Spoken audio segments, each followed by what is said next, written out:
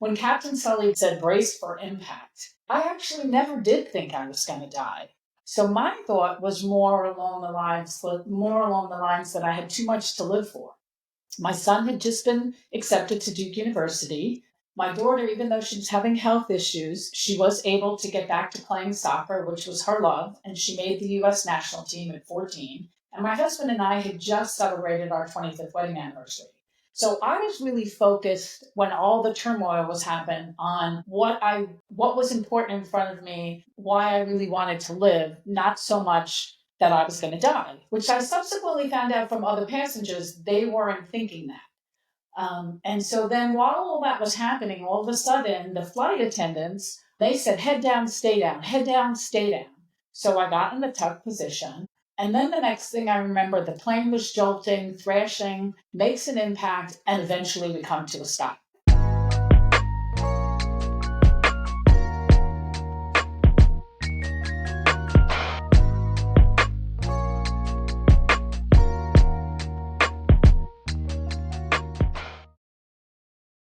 Today, I'm honored to be joined by Maryann Bruce, someone whose story is both extraordinary and deeply human. She was a passenger on US Airways Flight 1549, the flight that became known as the miracle on the Hudson after it safely landed on the Hudson River following a total engine failure. Maryann was in the middle of a fast-paced corporate career at the time, but after surviving that day, she made bold decision. She walked away from her corporate role and started reshaping her life around what truly mattered to her. In this conversation, we'll discuss what's like to face your own mortality, the emotional aftermath of a life-altering event, and how that experience can awaken something new, a deeper sense of clarity, courage, and purpose.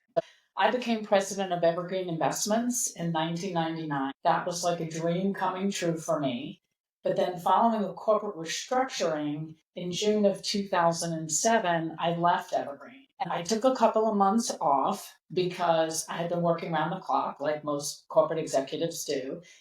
So I accepted the offer to become president of Aquila Distributors on December 31st, 2008. And so on January 11th, Monday, I flew from Charlotte, where I live, to New York to meet the team at Aquila.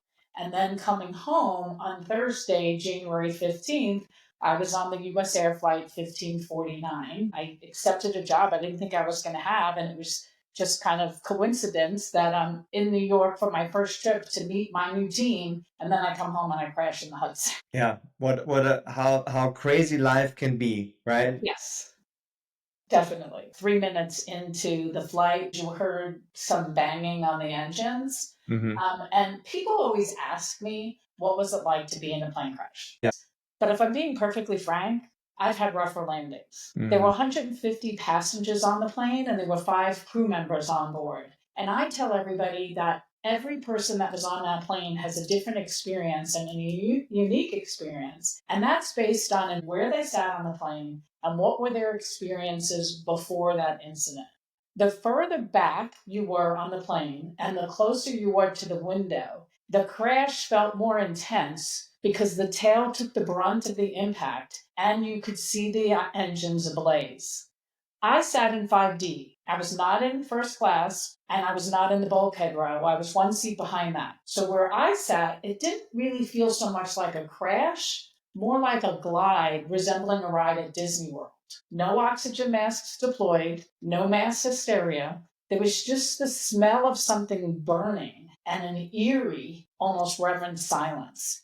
So, yeah, was I startled when the engine bangs rang after 4 minutes after takeoff? Sure. But I just assumed we would go back to LaGuardia. And then what happened? Like, at what point did you know that you were not going back to LaGuardia? So you might not know this about me, but some people have nicknamed me the Diva of Disaster because I've been in several life-altering experiences, whether it was the World Trade Center bombing, whether it was flying into the eye of a hurricane, whether it was being by the LA earthquake. I've had these unique experiences. Then the next thing I remember, the plane was jolting, thrashing, makes an impact, and eventually we come to a stop.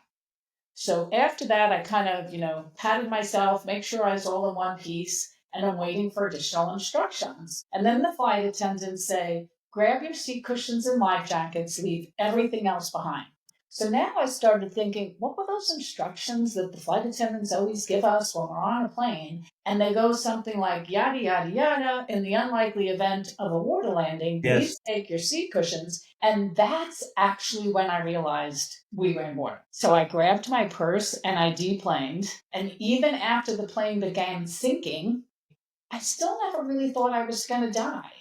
Although I must admit, as I was sitting in my raft, marveling how the plane I had boarded less than 45 minutes earlier was now half submerged in water, and people were in the water and people were on the wings, rescue boats rushed to the scene, and some were coming so fast with alarming speed, I did think it would be ironic that I survived a plane crash and got killed by an out-of-control rescue ferry. Mm.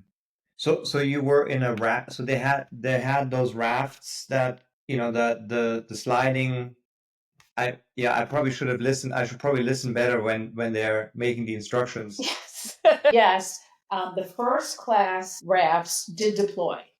And so I was able to slide down the little thing. It really wasn't that long because you were really sliding into water. So between the door and the water was maybe, I don't know, 3 feet, 4 feet. But the rafts in the middle of the plane had trouble being set off. And that's why people jumped in the water and started climbing onto the wings, because it took a while for those rafts to deploy. So you were in the raft. So you didn't have to be in the water, which is good because it was January. So the water must have been freezing. Yes, it was. It was. It was freezing. And I knew that just from water that was splashing in our raft, because there were some people that jumped in, didn't necessarily follow the instructions. And so we were pulling them out of the water into our raft, and you could tell how cold the water was, and they were shivering in a matter of minutes. So yes, it was January, and had you stayed in that water for a long period of time, I don't think you would have made it. Yeah. What a story, and what a crazy thing that you've experienced. Once you realized that you were safe, how did it change your perspective on life? It took me, I was probably younger than most because the plane crash happened when I was 49. Right. And the trauma is what made me do it. Had I not had those traumas, I would have still been working. I'd probably still be working today, only caring about money and time. Yes. And not realizing that that's so stupid because I need to give back. It just took that awakening to realize there's more to life than just work. I always felt like I worked to live instead of living to work. Yeah, that's what I try to help my clients with, is saying, that work is part of life and not the other way around. And so you need to really figure out what's important to you, so that you can then figure out what work you want to do to support the life that you want to live. I tried to live my life guided by what I refer to as the 2P philosophy. To me, that meant having purpose and passion, believing in what I was doing and being excited about doing it. Mm-hmm. And I thought that was all the motivation I needed to succeed. Mm-hmm. But it wasn't until I viewed the city skyline from a raft in the middle of the Hudson River that I realized I was missing a third and the most important key to complete that philosophy. And to me, that was perspective. So perspective acknowledges that we're often at our most vulnerable when we think we have the answers, or when we think we see the world for what it is. But in reality, as human beings, we draw strengths from the intangible things, the things we can't see, such as the love of our family, our friends, and our faith. And so these are the tools that help us deal with adversity. And so I feel like we should look at these things when our worlds are their bleakest. And it's easy now, with everything that's going on in the world, to look to the future and focus slowly on the worst possible outcomes, while overlooking all the good that surrounds us and humanity's incredible potential for compassion. But I think back to that plane crash, and I saw people that took care of each other and wanted to make sure that everybody was safe. And it gave me a renewed sense of human kindness and compassion. And so instead of focusing on the bad, I instead choose to be grateful for the simple things in life that we often take for granted. By that, I mean I focus on sharing my lives with the people I care about. I focus on the love I have to offer, and more importantly, being loved. Because to me, giving and receiving love and living and sharing your life with others guarantees a life of meaning. And quite frankly, that's the only perspective that matters. Yeah, I think that that's really very powerful. Are there recommendations that you have for people that are not going to be in a plane crash to be able to get that insight? Is there a way for us to not have to experience something that traumatic to be able to come to the same conclusion that you've come to? I changed my priorities after the plane crash. I decided that I wanted to step back from full time work and I notified Aquila of my choice. So keep in mind, I accepted the job on December 31st, and basically on January 20th, I'm telling them I'm reevaluating my life and I don't want to be the president anymore. Now, of course, because I recognize that you don't want to just ditch a company. Yes. I told them that I would help find my replacement because I wanted to prioritize spending more time, as I said, with my family and friends while intentionally focusing on what truly mattered to me. I also prioritized that I wanted to support the advancement of women in leadership, both in business and in sports. Business, because when I was the president of Evergreen, if you looked at the top 20 asset management companies, I was the only female running all of sales and marketing, etc. So I didn't really have a lot of mentors and I wanted to give back. But I also am a sports lover, so I wanted to help advance women in leadership in business and in sports. My current board portfolio is with companies that are focused on having a positive impact on society. It's with organizations that help promote women. It's with sports that help teach young girls to aspire and reach new heights about their dreams and how they can, in fact, play professional sports. So my entire portfolio is pretty consistent with that newfound realization of purpose was important.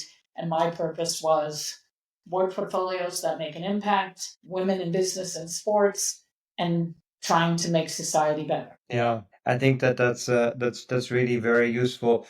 You know, I work with a lot of people that are in midlife, and it's a broad definition, whatever, people consider that.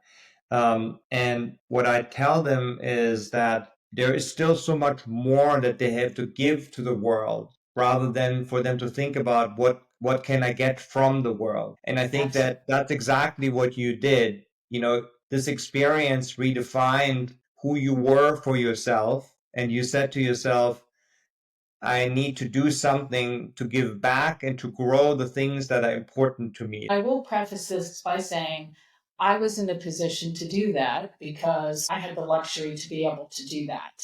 Not everybody will because, they have to pay their bills, etc. Yeah, yeah, that's very true. And so then you focus on the things that have been most important to you. Talk to me about what the impact has been on the world, on those things that you have done. I am serving on Amalgamated Bank, which is America's socially responsible bank, by empowering individuals and organizations to advance positive social change. An example of what we've done that I'm really proud of is way back when, because I've been on the sport for 5 years, we were advocating for workers' rights and labor rights and raising the minimum wage. So we paid every employee a minimum of $20. And at that time, I want to say the minimum wage was maybe $7. Um, Board representation, we believe very strongly that we want our board to look like our clients. And I'm happy to say that we're a 12-person board. More than 50% are women. And we have people of color, and we have an LGBTQ representative.